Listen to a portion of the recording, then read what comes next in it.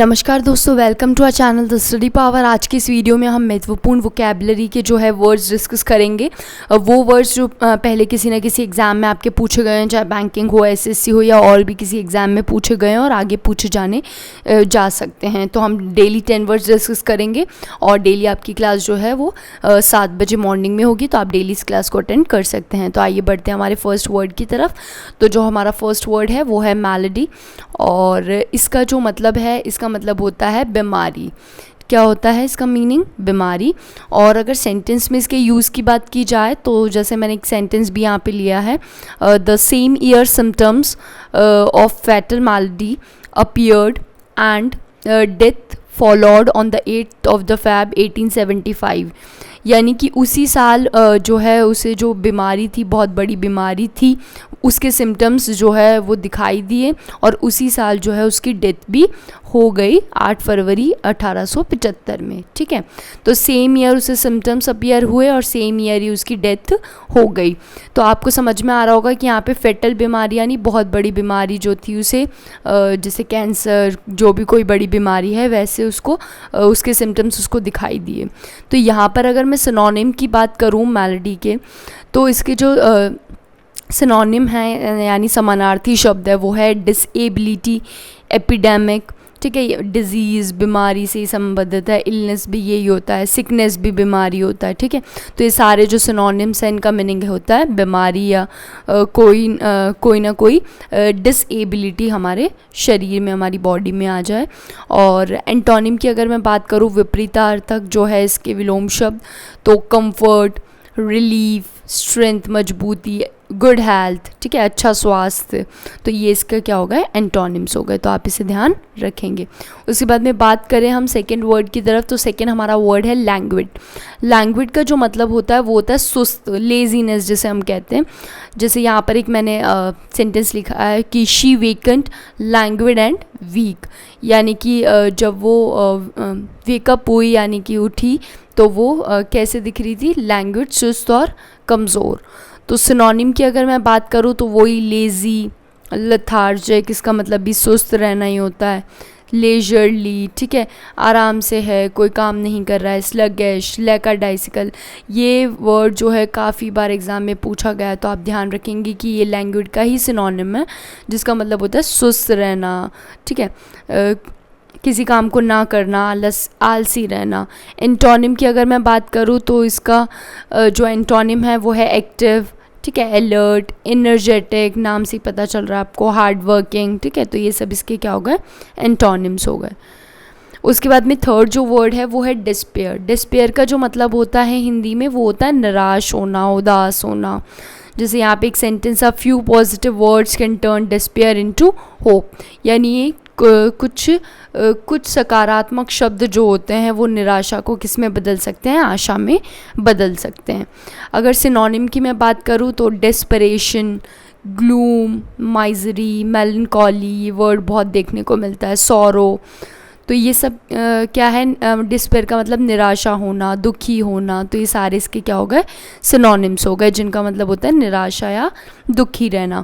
उसके बाद में बात करें अगर एंटोनिम की, विपरीतार्थक की, तो चीयर, खुश रहना, कंफर्ट, पीस, शांति, कॉन्फिडेंस, कंटेंटमेंट, यानी शांति, सौम्य भाव जो होता है। तो ये सब इसके क्या हो गए? एंटोनिम। बात करें अगर हम फोर्थ वर्ड की, तो फोर्थ वर्ड है लग्जरियंट। लग्जरियंट जो होता है उसका मीनिंग होता है सघन या सुखभोगी। ठीक है, बहुत घना भी हम इसे कह सकते हैं। जैसे यहाँ पर एक वर्ड है tall luxuriant plants grow along the river bank, यानी कि उस नदी के किनारे जो है बहुत सारे बड़े और सघन जो है घने जो प्लांट्स है वो उगे थे। ठीक है, तो अगर मैं सिनोनिम की बात करूं तो lush, opulent, sumptuous, abundant, ample, dense. ठीक है, ये सब इसके क्या हो गए? ये इसके सिनोनिम्स हो गए। अगर एंटोनिम की बात करूं तो पुअर, ठीक है, बैरन, जो गरीब है, तो सुखभोगी है यहाँ पे तो उसका अपोजिट हो गया एक तरीके से। सघन है यानी घने हैं तो बैरन हो गया, बंजर, प्लेन। ठीक है, तो ये सब इसके क्या हो गए? एंटोनिम। बात करें अगर फिफ्थ वर्ड की, तो फिफ्थ जो वर्ड है वो है कॉशियस। कॉशियस जो वर्ड है उसका मतलब होता है सचेत या चौकन्ना। ठीक है, हमेशा मतलब विजिलेंट रहना, ठीक है, चौकन्ना रहना। जैसे एक सेंटेंस भी मैंने दिया है समझाने के लिए, scientist have to be very cautious in applying this new cloning technology, यानी कि ये जो न्यू क्लोनिंग टेक्नोलॉजी है इसको अप्लाई करने में साइंटिस्ट जो है उन्हें बहुत कॉशियस होना चाहिए, बहुत चौकन्ना होने की ज़रूरत है, ठीक है, बहुत सचेत होने की ज़रूरत है इसको अप्लाई करने के लिए। सिनोनिम की अगर मैं बात करूँ तो वही सर्कमस्पेक्ट, जुडिशियस, सोच समझ के काम करना, प्रूडेंट समझदारी, विजिलेंट वही चौकन्ना, हमेशा सचेत रहना, वेरी भी यही होता है, ठीक है। एंटोनिम की अगर मैं बात करूँ तो केयरलेस, ठीक है, बिल्कुल ध्यान न देना, सर्टेन निश्चित है, फुलिश, ठीक है, श्योर, थॉटलेस, ठीक है, तो ये सब इसके क्या हो गए, एंटोनिम हो गए।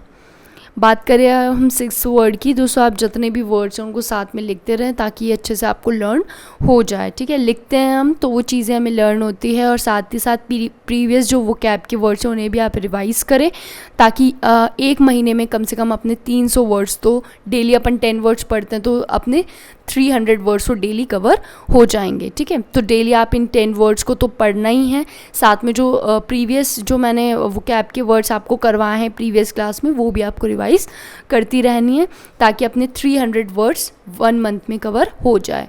और यकीन मानिए दोस्तों कि ये ही वर्ड्स आपको एग्ज़ाम में मिलेंगे क्योंकि ये सारे प्रीवियस ईयर के इंपॉर्टेंट वोकैब्स ही मैं आपको पढ़ा रही हूँ।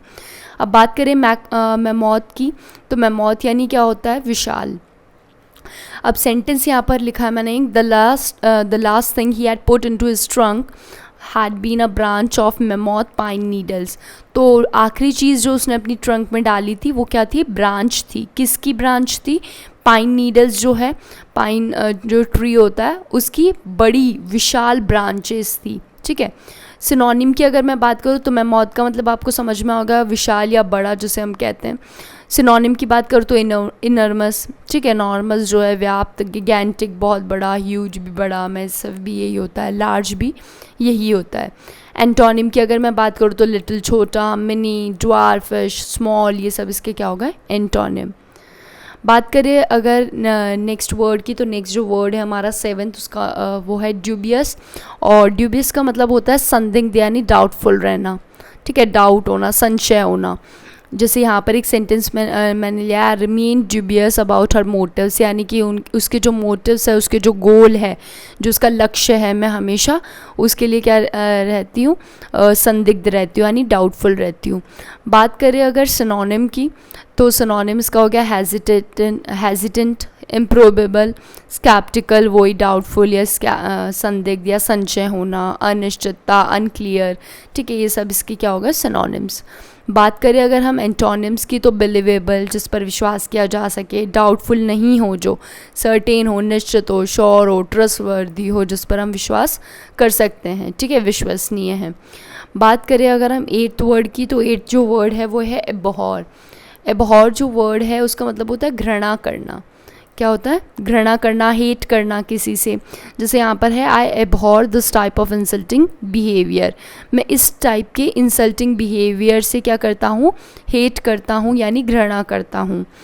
ये जो अपमानजनक जो बिहेवियर है, व्यवहार है, उससे मैं हेट करता हूँ। अब सिनोनिम की बात करूँ मैं, तो हेट हो गया, डिटेस्ट हो गया, डिस्पाइज हो गया, लॉथ हो गया, एबोमिनेट हो गया, इन सभी का मतलब क्या होता है, घृणा करना या नफरत करना।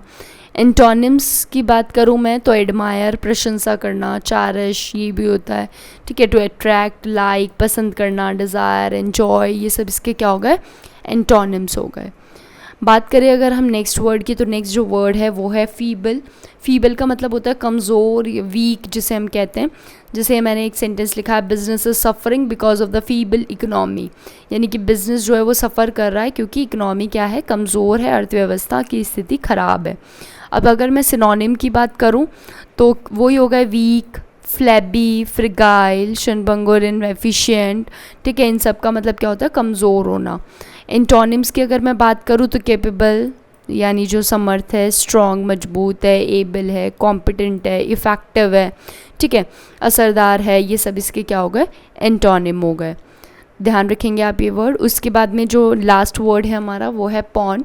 पॉन का मतलब होता है किसी भी चीज़ को गिरवी रखना। कोलेटरल सिक्योरिटी आपने नाम सुना होगा, बैंकों में लोन लेते समय वो कोलेटरल सिक्योरिटी मांगते हैं, तो हम अपनी कोलेटरल सिक्योरिटी देते हैं, ठीक है, तो उसे कहते हैं हम पॉन भी कहते हैं, गिरवी रखना। जैसे यहाँ पर एक सेंटेंस है, all her jewellery was an pawn, यानी उसकी जो भी ज्वेलरी है वो सब क्या है, गिरवी है। अब अगर सिनोनिम की बात करूँ तो प्लेज, कोलेटरल, फोरफिट, गैम्बिट बहुत बार पूछा जाता है, ध्यान रखेंगे आप। तो इन सभी का मतलब क्या होता है, गिरवी रखना। एंटोनिम की अगर मैं बात करूँ तो रिडीम, छुड़वाना, ठीक है, और विन, बैक, वापस लेना, तो उसे कहते हैं, वो इसका क्या हो गया, एंटोनिम हो गया, ठीक है। तो आप ध्यान रखेंगे। तो आज का ये वीडियो दोस्तों बस इतना ही। जितनी भी अपकमिंग एग्जाम्स रिलेटेड इन्फॉर्मेशन होती है वो हम अपने फेसबुक पेज और टेलीग्राम चैनल पर देते हैं, तो आप हमारे फेसबुक पेज को लाइक कर सकते हैं, टेलीग्राम चैनल को ज्वाइन कर सकते हैं, और हमारे चैनल को आप सब्सक्राइब करें। वीडियो अगर पसंद आया तो ज़रूर लाइक करें, ज़्यादा से ज़्यादा दोस्तों को शेयर करें ये video. Thank you for watching.